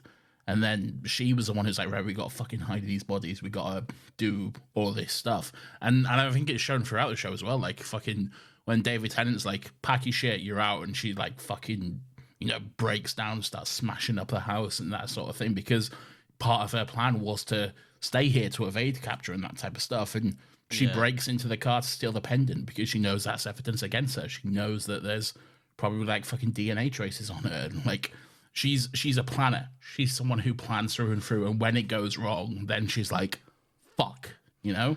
I mean, you see that straight like outwardly, like if especially because like this is a flashback. This happens obviously in the past on the night of the murders. Yeah. Right. You see what type of person is when she takes Ricky out to see his daughter, who they've had to kill. Yeah. And like, firstly, horrendous scenario. Yeah. Right. Just top 10 worst day. Right. Yeah. for this dad. But then he. I mean, he's not like innocent. He's not great at all. He killed the other girl. So yeah, which is not good stuff. yeah. But you see exactly what type of person Claire is, and how like I think this show has been very good at revealing true colors at moments of stress. Yeah. And she just says like, I need you to know that flask is buried here somewhere in the woods. Yeah. And it's just like where like in the stressful scenario of fucking burying a dead body, she's made a contingency plan. Yeah, exactly. Yeah, which I just find like, and she explains it very calmly in a way that's like almost fucking what's that word? Like sociopathic. Yeah, that one. Yeah. Yeah, because she's calm and controlled, and she says, "I'm not going to use it." Yeah. So that you know. Yeah. You don't say enough. You don't say a word. Scary. And it is scary, and I do like that she kind of has that. I think she uses being a woman as well. The constant. I think so trying to convince Olivia Colman that she has had sex with David Tennant. Yeah. Which is I can relate to that. I go around bragging about having fictional sex with David Tennant. Who doesn't? But like I think she uses that very much. She uses sex with Lee as a bargaining tool to remain close to him, and I think she uses that kind of deer in headlights. I'm in trouble. Protect me. To just consistently stay outside of the radar, but so that she can see it at all times and know where it's pointing. And a very interesting character. Just could have done with a whole season of it rather than taking time away from. We got a season of it. Yeah, but I wanted to. We're not doing this again. What'd you make of Big Lee and Ricky? I guess. Again, just interesting characters. Ricky was annoying, and I wanted to punch him every time he was on screen. And I was like, "Have you seen Misfits?" Well, some of it. He's one of the he's that man has got some incredible comedy chops. Is he? Right, you wouldn't know it from watching this, but like there's an entire scene where he sings "The Power of Love" in its entirety. Yeah. And he's expressing his feelings about like a 17-year-old boy, and it's very gross and it's very funny. He's one of the community workers. He's a great actor, but seeing him in this, that he's got one of them faces that the second he shows up, I'm like, oh, you're either a murderer or the comic relief. And when he's not cracking any jokes, I'm like, oh, I know why you're here. That's pretty. You're here to be evil, yeah. He is punchable. Like when he first showed up, I was like, oh, he did it. Really? Yeah, because he shows up and he's like, what are you doing back here investigating stuff? Yeah. And David Tennant's like, I'm just trying to do the best for you and your family. And he's like, the best you can do for my family is leave him alone. Stop looking at this case, please. We didn't really talk about this last week, but there's the kind of ongoing thread of like David Tennant's a dad who doesn't quite get stuff right. And he's got like a strained relationship with his daughter because him and his wife have broken up, and he wants to like be there, but he can't and stuff. And we meet his daughter this season, and it's quite a nice little scene and stuff. That is a good little scene, and I like that there's this element of like she says like, "Oh, school's shit" or something, and he's like, "Whoa, we just throwing around that word, are we now? What's all this about?" And it's like, "Come on, man, come on, man, get real." but then she's like, "That's not swearing." I'm like, "Yeah, it is." It is. Yeah, what are you talking about? I would just say that in front of my pet. Well, I probably would. I was an edgy kid. I was like, I'll swear if I want to, mate. Do you remember your first time officially swearing? In front of my parents? Or just in like general, yeah. Oh no, I used to do it all the time as a kid. Like, not in front of my parents, but like when I was out with friends, and like you think you're cool and hard and stuff, and you swear like way more than anyone should as a kid because you're like, what the fuck are you fucking fuck? But yeah. I I naturally swear a lot though. Like it's just part of my vocabulary. Like fuck is just a word that I say a lot because it's I'm almost like, just like not. It's like a thing. It's just like fucking what is it? You know, like that type of stuff. You fill sentences with it. Yeah, exactly. You're thinking and you're like, oh, fuck, what's that? Yeah, fuck. Or cunt. That's just like rolls off the tongue too easily. No, I distinctly remember my first time swearing because I was like, I remember it because I remember thinking, I bet I look fucking sick right now, right? Because I was in the year 6 playground and the year 6 had a special playground. First time you swore was in year 6. Yeah, well, the first time I remembered, like, I probably said like a few shits and a few craps here and there, right? But this was crap is definitely not swearing. Well, you never know. No, you do. It's not swearing. If they can say it on fucking TV before 9 p.m, it's not swearing. That is true. That is the cut-off in Britain. That's how you know. They can say it pre-watershed, then that's the distinguisher. Yeah. But I remember they were like, it wasn't a teacher, but it was like my mate, and that we were being called in to like, break time was ending, and he was like, "Come on, we got to go in," and I was like, "I don't give a fuck." And there must have been explosions behind me. Right? I must have gone into black and white and slow mo. Like I was looking cool. But yeah. Anyway, sorry, you were saying about Lee and Ricky. I have no idea what I was saying. Cannot for the life from me remember, but fine. It's almost as if there's less to say about them because it's not an interesting subplot. I'll say it's not as interesting as the trial, but I'm not out here like, oh, it's so bad. Like, fair enough. I liked it. I don't know. All right. Did you like? I tell you what, one thing we didn't really touch on was I really like the lawyer characters, right? The primary lawyer of the defense. Fleabag. No, not Fleabag. Fleabag's mum. Oh, Fleabag's mum. Yeah. Who's not Fleabag's mum? Yeah. She's someone else's mum. She is, yeah.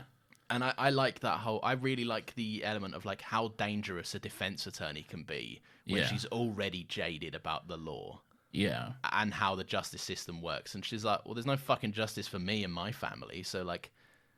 She just switches that thing that humans have called empathy. She just switches it off, and she's like, "It's a job. I don't give a fuck. I didn't get it." And she isn't that. You see little windows into her soul that she's not that cold. Yeah, and it is a bit of an act. And I like cold. that they had her and Daredevil had history together. Yeah, she used to work for Daredevil, and they didn't split up amicably. It seems. No, yeah, because of it, like.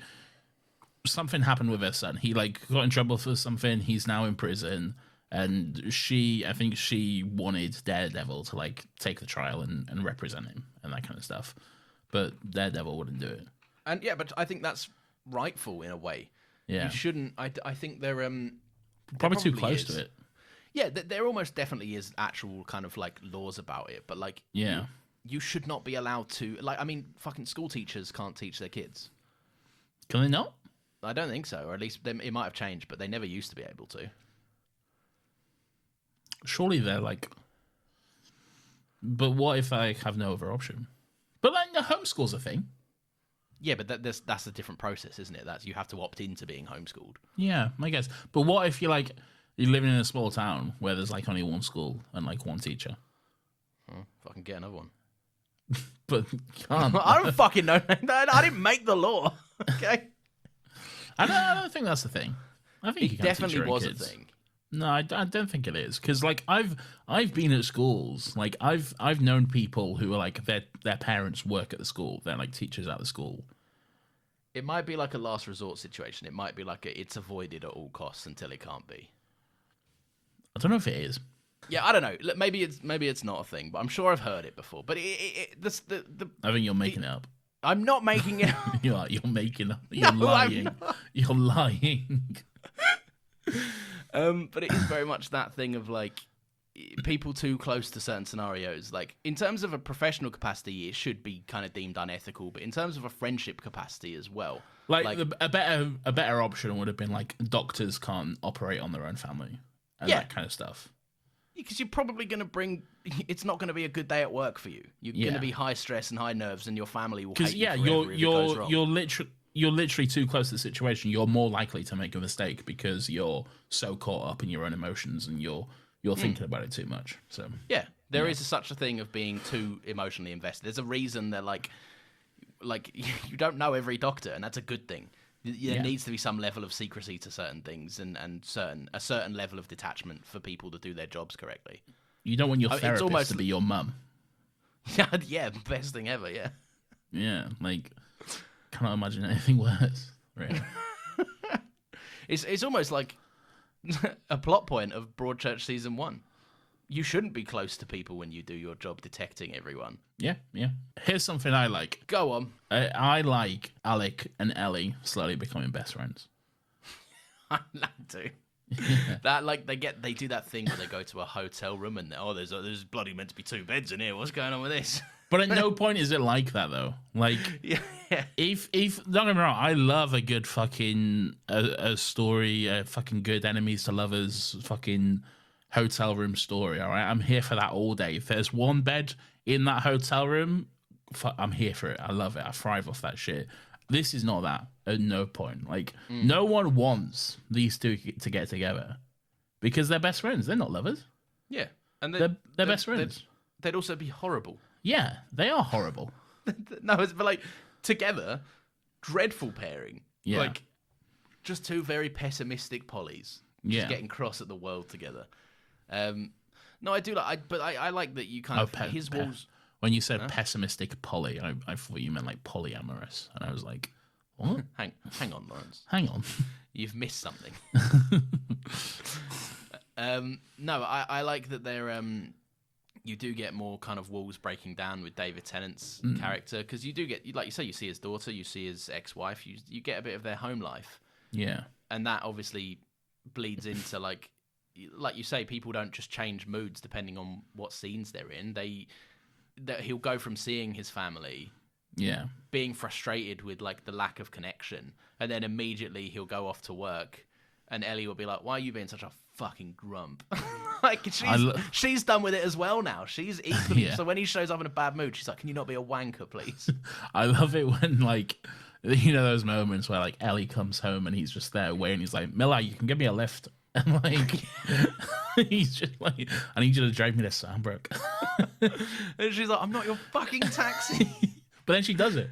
Yeah. What I quite like about it is she's in his boat now. She's like, she's not got. I mean, she has a like very small son, but like no, she's got a normal size son and a very small son. This is something you could have said young, you could have said a baby, but the fact that you said a very small son is just very funny. Have you seen that meme of like me trying to fill the word count, and it's like very small, young, early new peas. Oh, that's funny. But no, she's in the same boat now. So I guess he just looks. He goes over to hers and is like, "Give me a lift." And she's like, "I have a life." And he's like, "You don't. I don't. You don't. We both don't have a life anymore." Neither of us have a life. Yeah. We only live for the case. Let's do this. It's true. It's great. I love those moments. Well, I say those moments. There's like one moment where like they're both just walking her very small son. In his little pram, and the moments where just David was pushing the pram, I was like, "That's cute. I like that. That is cute, yeah. Uncle Alec." And it's not like so overt anymore. Like it's not. No. It's not like it's not. Oh bloody! I have to push the pram. It's just happening, and you're like, "Oh, that's what mates do." It's like, it's just like David Tennant reluctantly has friends. Like he didn't want them. He didn't want a friend, but like reluctantly, but he needs a lift. Yeah, but reluctantly, he's like, if I have to have a friend, then fine. Yeah, but only Ellie. Okay, it's only Ellie, no one else. The last thing that I was going to say was I like that the last scene of Joe receiving the true justice scene, the true courtroom of Joe Miller, where he will get a fair trial. Can I say something first? Oh, if you have to. I do. Just one little thing. Okay. Oh, actually, no, because I'll save it for little things. Yeah, that's true. But what I will say is, so true justice needs to happen because Joe gets off. He's found not guilty, and it's fucking horrendous. It's horrendous, but it's also made less insane of an outcome as the season goes on. Yes, like it's around more about and more season likely. 6 or 7, you start to go Episode 6 or shit. 7. Oh yeah. Around about that time, you really start to be going like, hang on a minute, is this not going the way that we think? Is the justice system flawed? I Surely thought it was not. perfect up until this point. Surely you jest. But yeah, I like that when Paul has, or Reverend Rory has that incredible line where he's like, I need to tell you what I'm about to do. Yeah. And it's like, and then the next thing you see is like Mark gonna kill him. and Mark and Nige fucking throw him in the back of a van, and I'm like, hold on, what's happening here? Very scary. There was a part of me that when they took him up to that cliff, there was a part of me that they were basically going to be like, jump or we'll push you. Yeah. Which would not have been. It would have been very satisfying to see, but not for a character standpoint. Yeah. It would have. I really like that like true justice moment where it's like kind of. It's not the whole town, but for our purposes, the whole. The people that matter, anyway. Everyone in the town with a name. Yeah. Yeah. They'll like come together to be like, fuck off. All right. Yeah. Like, we're not going to kill you. We could. Just remember that. We absolutely could. And we will if we see you fucking around again. And we will, but you don't live here anymore. You may have got away with it, you pathetic, sniveling little child. But, But we know. But we know the truth, and you know the truth. The kicker is when he has to walk through the swarm of people just watching him go. Here's something with that, right? Yeah. Is there a mistake in that? Because the way it's framed, it's like I might be wrong, but like to me the way it was framed is that I think there might be a continuity error in there, but the way it was framed for me is like Beth and Ellie are in the hut with Joe, okay? Yeah. They have the thing, they blah, blah, blah, they say all that. And then, like, Joe leaves, and then he's walking through the swarm. But Beth and Ellie are in the crowd as well. And then he walks past them. This is quite a theatrical moment. Maybe they had him wait there for a minute while they got themselves into... Like, they were like, you need to do the walk of shame, but we obviously need to be there. Yeah. I don't know. Maybe there's a scene missing or something, but, like... or maybe I'm just wrong, but... It might be one of them, like, creative cuts. Yeah. Where we're like, ooh, it's the idea of what's happening here kind of thing. I think the kicker of... No. I think the kicker of it is when it's like it's so blunt and it's so country. Yeah. And it's very like Joe is walking throughout them. He's like, you can't just make me disappear. And Mark's like, we can, and then just puts his arm around his son. Yeah. And his own boy is looking up at him like, I got nothing to say to you. Like I got nothing to say. And like Ellie talks about how like, yeah, you won, well done, but you're never gonna see your fucking kids again. Like, if you had fessed up, they probably could have seen you in prison. But you wanted this life, so you have to live it isolated, completely alone. Off you pop. Yeah, literally. Yeah. And I really, really like that. I think it's like it's a good sense of true justice, and it's also a good kind of like everyone there is like, you should have faced consequences. You know that, we know that, but we are happy to kill you and all face consequences if we ever see you again. Yeah. Great scene, and I love that they do it in the cabin as well. Like really just making him sit there. And Beth talking about she's counted there's like 14 knives in the building.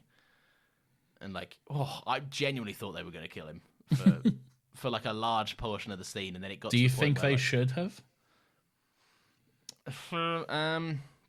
I think he would have deserved it, but I don't want these characters to stoop the low. They're better than that. Yeah. They're better. He deserves it, but he's lucky that he's got some somewhat well-adjusted individuals around him. Yeah. Why the fuck would he still want to live in that town? Yeah. When he's like, you can't send me away. It's like, you should be running. That is insane to me. The fact that he didn't immediately just get on a fucking train and just bolt go. it. Yeah, just get the fuck out of town. But he's got kids, and I guess. And yeah, but like, cut your losses, man. You killed their friend. Yeah, but your son's best friend died because you killed him. and It's then easy to pretended say. you didn't. It's easy to say cut your losses, but there's kids. Yeah, but like, be practical. But he's not. He's not you've won. practical. He killed an 11-year-old boy because he didn't want to hug him. We've established that he's not practical, Lawrence. That's true. Yeah, he's delusional, is what he is. Yeah. Yes. Yeah. No, it tracks. It does track. Beautiful stuff. Shall we do some little things? Yes, go for it. All right. Here's one little thing that I have, and maybe more if I think of them. But my first and possibly last little thing is how cool is David Tennant's little gaff? It's very cool, and Mate. everyone that visits it is like, "You live here." I'm like, "That's great." That is fucking for me. I live in my own, right? I'd fucking love that place. Yeah. Nice. It's not. It's a decent enough size for one person and fucking manage. It's great little fucking waterfront property. It's very cute. I'd love that little gaff. I'd love it as well, and I'd love the little skinny alleyway leading into it. Yeah. I'm off the beaten track. The only people that know I'm here are the fucking swans, mate. And the whole town because they all stop by every morning apparently. Yeah, literally, he can't walk out of his fucking front door without someone being like, "I've got some information for you." And his doors are always open. He's always just like making a cup of tea, and there's just someone like in his living room, like, "What are you doing here?" Yeah. It makes for some very good, frustrated David Tennant performance, which is very fun. I do love some frustrated David Tennant performances. He does it well. Indeed, he does. Yeah. I like one of the ending shots of the season where the Latimers and the Millers that aren't sex criminals are like So everyone but Joe. basically everyone but Joe. They're all kind of mending old wounds on the beach. And they're Yes. happy to like Ellie shows up and like she's invited in warmly by Beth, and it's Yes. the hostility seems to have gone now that Beth has, and like there's an element of like Beth was heavily pregnant, right? Yeah. She's not thinking clearly. Yeah, no. Then there's an element of like I don't think she like and who could blame her? No one can blame her. But there is an element of like I think she's been able to kind of readjust her position a bit. Yeah. And, you know, it probably didn't hurt seeing how fucking devastated Ellie was to see her husband walk free and everything else. Oh, 100%. Beth probably realised that they were both ready to fucking bury this man together. At no point was she on Joe's side. No. At yeah, no exactly. fucking point. Yeah. Any other little things?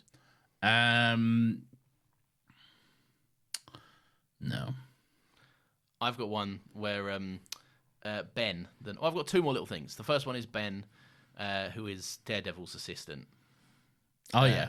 Having a chat Foggy. with Phoebe Waller-Bridge after the case wraps up, and she's like, don't be a sore loser." And he's like, "Yeah, I'm going on to an armed robbery or something after this." Yeah. And then she's just like talking about how like she won the case, and you know she's just happy to move on, work, and he just walks over and is like, "You're a deeply horrible person." Yeah, she thinks he's going to like flirt or try on or something, and Yeah. but then he's like, "Trick, you're awful." Yeah, and it's like it's the humbling of the century. Yeah. And it's like, yeah, you needed this. You are You not did. a person. You are a shell of a human. Now go make Fleabag. Yeah, now go and make Fleabag. Now go make that critically acclaimed TV show, which I haven't seen.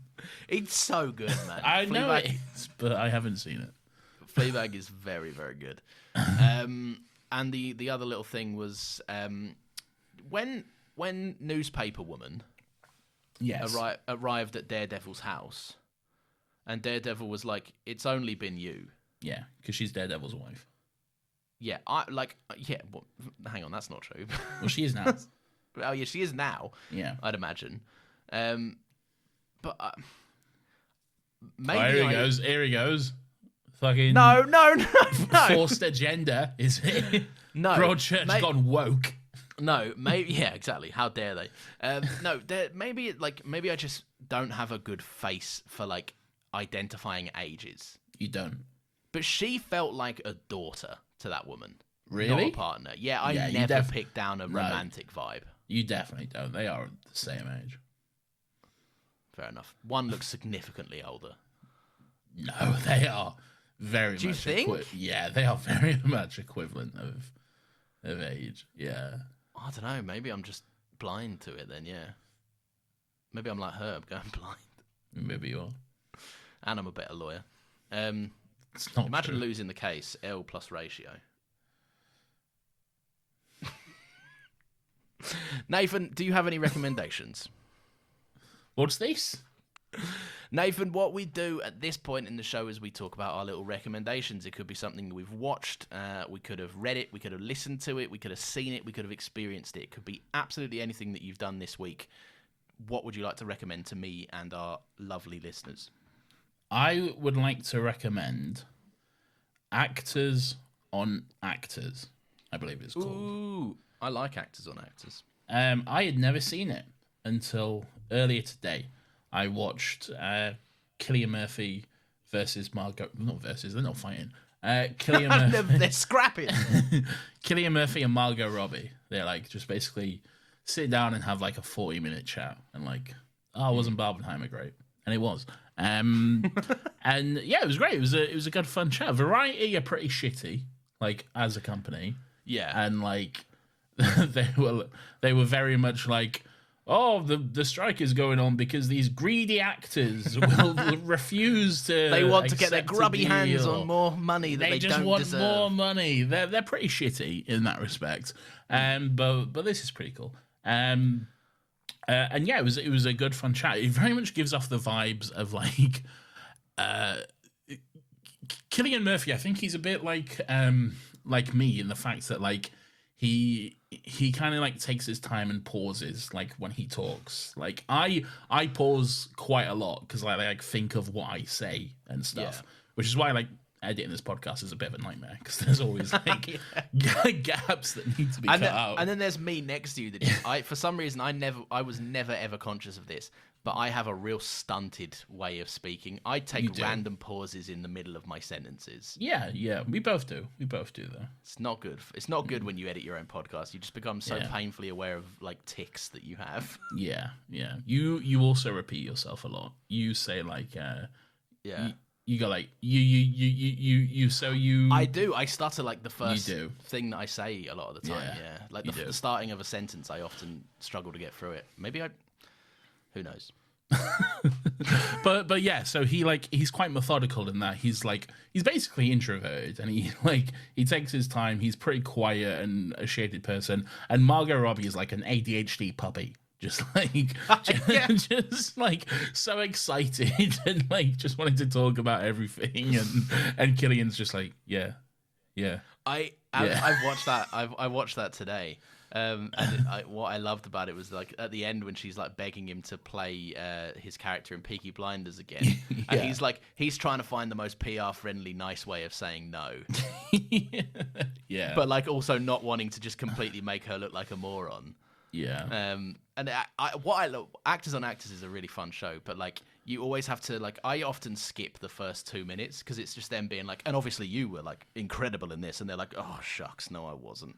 Like you're nominated for an Oscar, you know you were good. just go thanks. Take some compliments. Yeah, but they gotta appear humble, don't they? Yeah, I know they got to, and I understand the game. They can't just be like, yes I am. Okay. Well, like I would like to see one of them be like, I'm really glad you think so because I fucking worked my ass off for that. Yeah, but it's, you know, sometimes I'll edit a video for someone and I'll look at the comments and it'll be like, the editing's great in this. And I'm like, it fucking is. I know.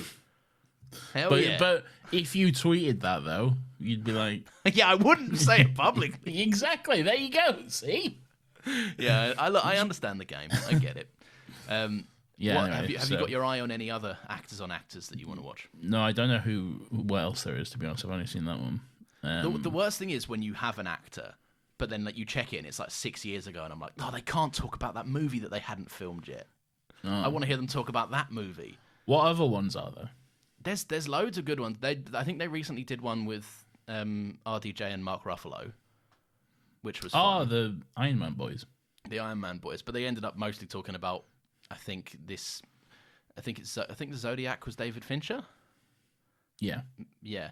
They ended up just talking about that, and I was like, I haven't seen Zodiac, so I can't really. It's a bit boring for me. Mm-hmm. They did. Oh, one that's really good is they did Stephen Yeun and Pedro Pascal. That was very fun.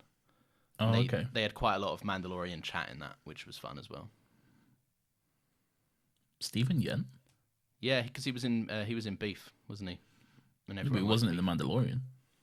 No, but it's not always. They're not always from the same thing. It's just they take two actors that they think would be the most interesting pairing that have been in something popular that they're obviously there to promote. It's a junket for them, isn't it? Yeah. No, I can't remember all of them, but they often do writers on writers and directors on directors, and that's really interesting too.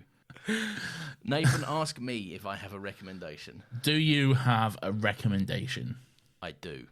What is it? It is the sitcom Superstore. Fucking all right. Right. Hang on. Why is it when you tell me to watch a sitcom and I go, oh, then you have a problem with it, but you can do the exact same to me? Because I've seen some of Superstore and I couldn't get into it. It's like largely the same as other comedies of the era. Like, yeah, I watched like 4 episodes and I was like, not for me. did the lead character annoy you? Is that why? I can't even remember who the lead character is. It's Jonah. His character is very like performative white man, like Probably. I don't know. optimist.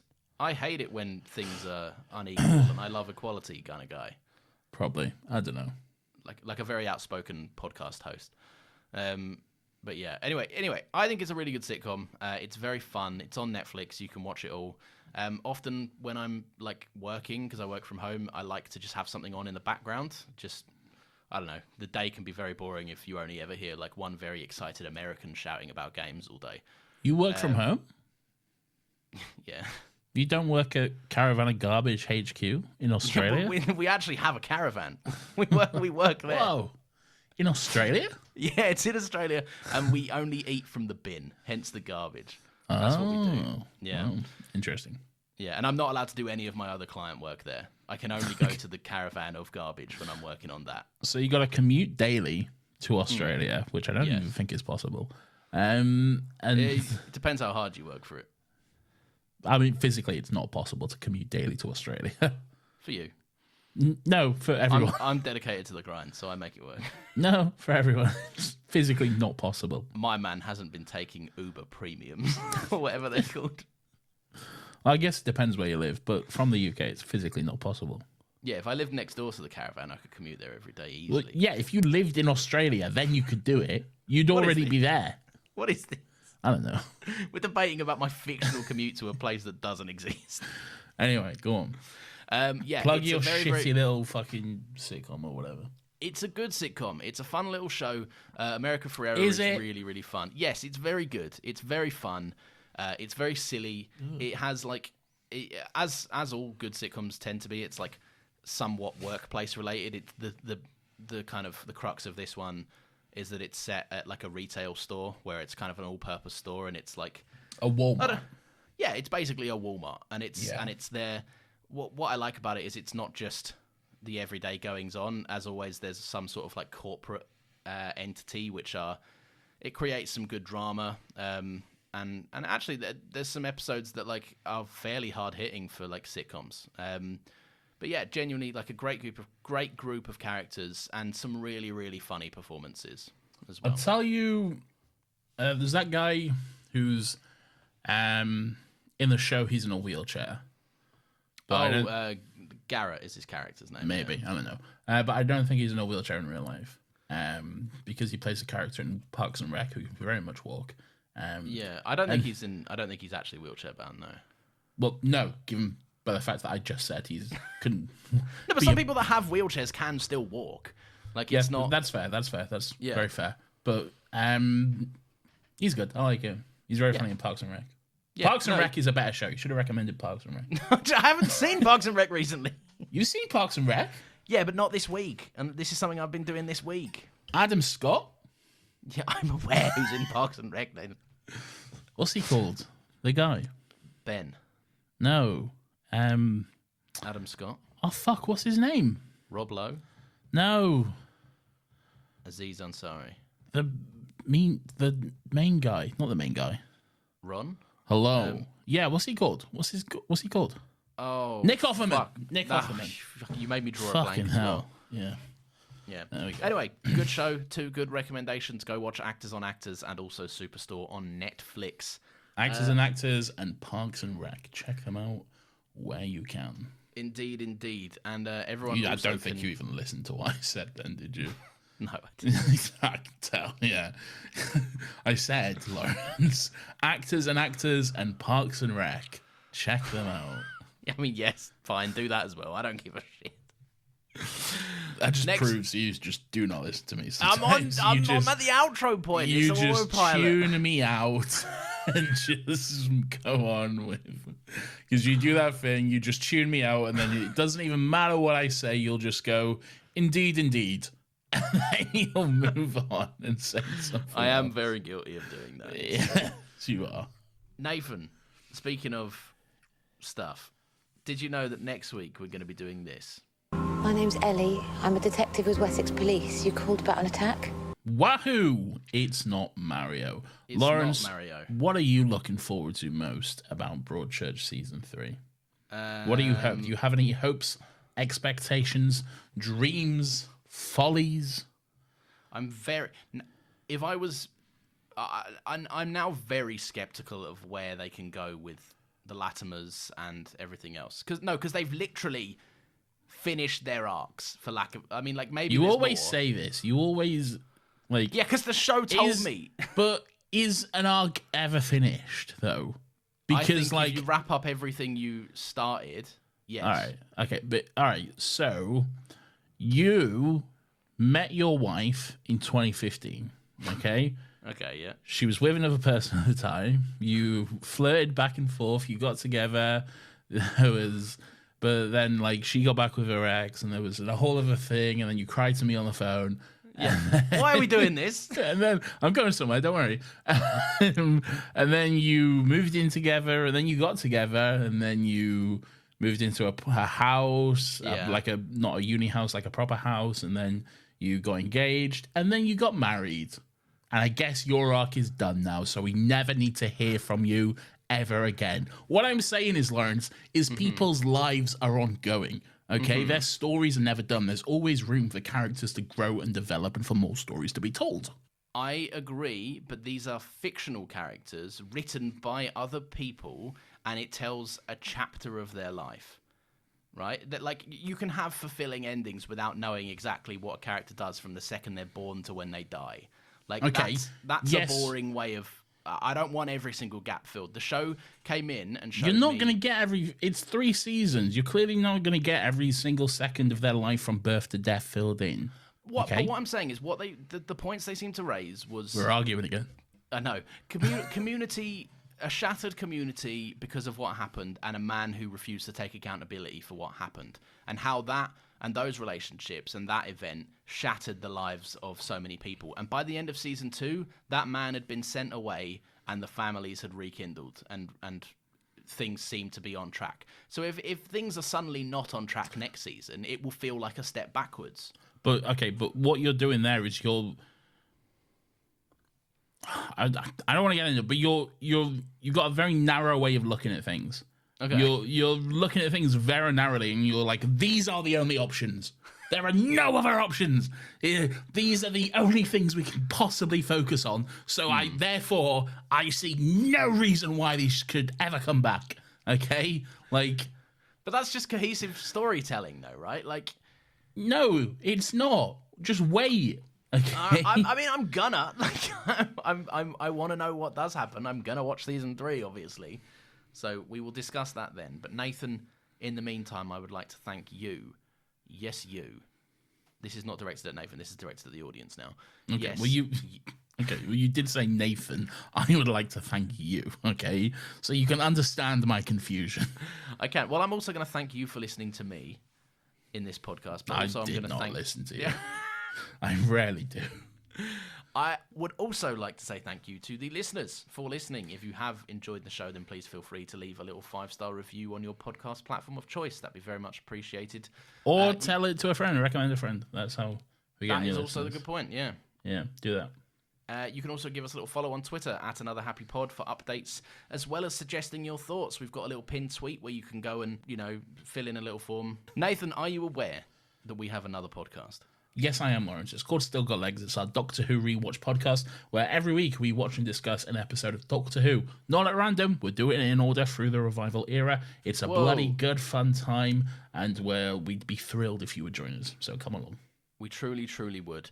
Thank you very, very much for listening, and we will see you next week for the return of Crime Drama Christmas.